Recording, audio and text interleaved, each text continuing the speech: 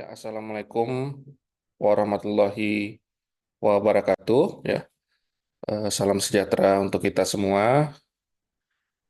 Kepada para subscriber maupun yang views di channel YouTube saya ya. Kali ini eh, di berbagai kesempatan kita juga sudah pernah sharing. Namun pada kesempatan kali ini kita coba bahas yang berkaitan dengan hydrogeologi bendungan ya. Jadi umumnya di channel ini teman-teman ataupun para subscriber saya sudah bisa lihat isi dari channel ini berkaitan dengan engineering, bendungan, hydrogeologi, dan terkadang berkaitan dengan food ya. Dan kesempatan kali ini ya tadi disebutkan di awal bahwa kita akan coba bahas ya yang berkaitan dengan hydrogeologi bendungan ya. Hydrogeologi bendungan kalau kita lihat ya secara general atau secara makronya, ini keilmuan hydrogeologi yang berkaitan dengan rekayasa atau kita sebut dengan hydrogeologi rekayasa ya, engineering hydrogeology. Dan kalau kita coba mind mapping, kita coba eh, root-nya di mana, lalu kita coba diversifikasi bahwa dari berbagai macam variabel dari keilmuan hydrogeologi rekayasa ini diantaranya ada hydrogeologi bendungan ya, yaitu keilmuan hidrogeologi air tanah atau air yang di bawah tanah yang berkaitan dengan bidang bendungan ya. Jadi pada kesempatan kali ini kita coba bahas pengenalan atau secara umum bahwa hidrogeologi ini yang berkaitan dengan bendungan, kalau kita ambil konsepsi keamanan bendungan ada tiga hal yaitu yang berkaitan dengan struktural, hidrolik, dan seepage atau rembesan ya.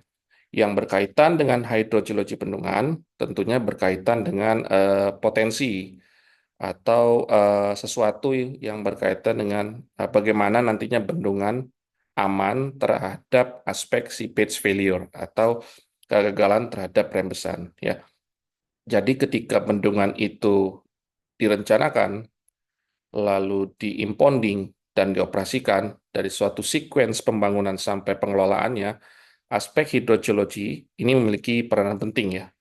Hidrogeologi ini berkaitan dengan air tanah, berkaitan dengan rembesan, pola-pola permeability, karakteristik air tanah, dan lain sebagainya. Ada berbagai macam instrumen yang digunakan untuk mengukur ataupun memantau dari pola pergerakan air di bawah tanah. Di antaranya kita bisa dapat menggunakan VNOTS, observation well atau sumber pantau, dan juga kita bisa menggunakan piezometer, baik piezometer yang sifatnya manual atau real time ya. Jadi secara garis besar ilmu hidrogeologi bendungan ini tentunya keilmuan hidrogeologi rekayasa yang tentunya berkaitan dengan bidang bendungan dan jika kita lihat aspek keamanan bendungan atau konsepsi keamanan bendungan ada tiga hal yang berkaitan yaitu hidrolik, struktural, dan seepage ya. Dan yang berkaitan dengan keilmuan hidrogeologi tentunya yang berkaitan dengan seepage failure atau kegagalan terhadap rembesan.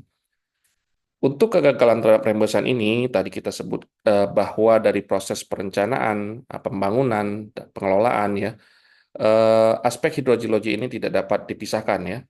Jadi yang menjadi parameter terukurnya yaitu bagaimana kita bisa menentukan nilai dari debit aliran yang ada di bawah tanah ya.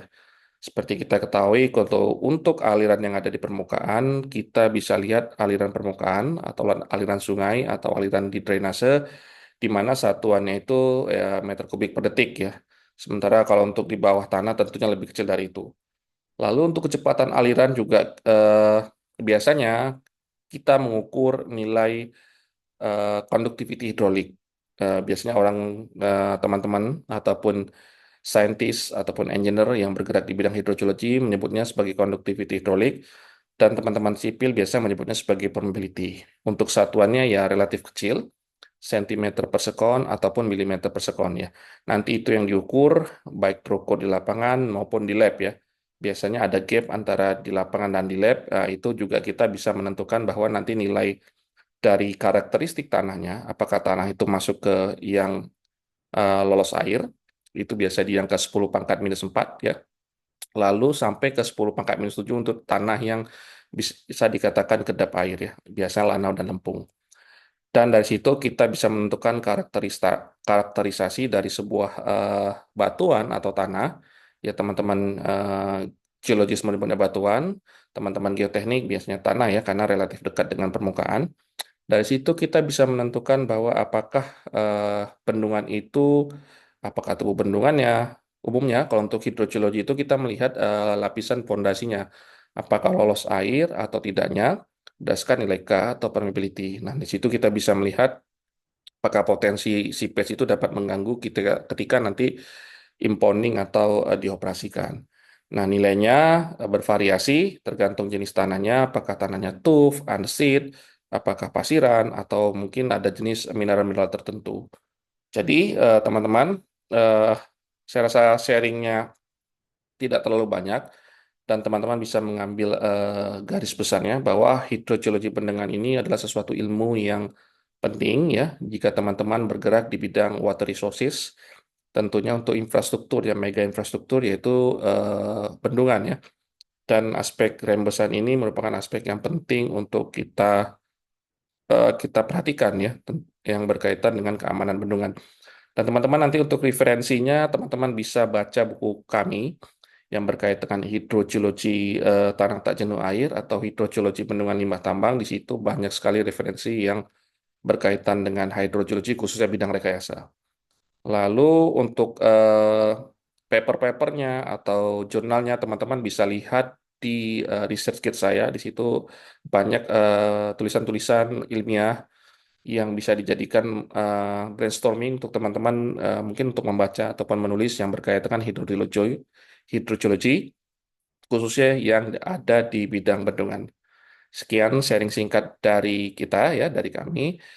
Kami cukupkan. Semoga sharing singkat yang berkaitan dengan hidrogeologi bendungan ataupun dam hydrogeology bermanfaat, minimal memberikan wawasan singkat buat teman-teman semua, sehingga teman-teman bisa mengetahui bahwa keilmuan ini mungkin relate dengan keilmuan yang ada bagi teman-teman semua. Wassalamualaikum warahmatullahi wabarakatuh. Terima kasih telah menyaksikan sharing session kita kali ini yang berkaitan dengan hidrogeologi bendungan. Semoga bermanfaat. Jangan lupa like, comment, and subscribe channel Aris Rinaldi. Terima kasih.